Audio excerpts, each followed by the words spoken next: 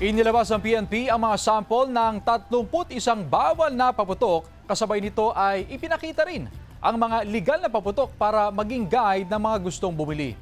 Ito ay para matiyak ang kaligtasan ng lahat.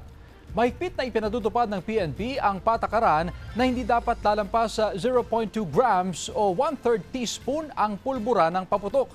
Dahil naman sa madalas na pag-ulan at mahal na presyo ng mga gamit sa paggawa ng paputok, nagtaas na ang presyo sa mga tindahan.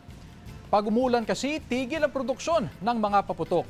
Halimbawa na lang ang ordinary quitis na nasa 5 pesos noong Oktubre, naglalaro na sa pagitan ng 9 pesos hanggang 10 pesos.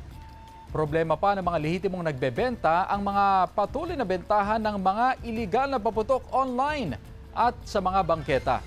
Binilaan naman ni PNP Chief Nartates ang mga Chief of Police tungkol sa Zero Tolerance Policy kapag nabigo sila na ipatupad ang mga patakaran sa pagbebenta ng paputok at pailaw.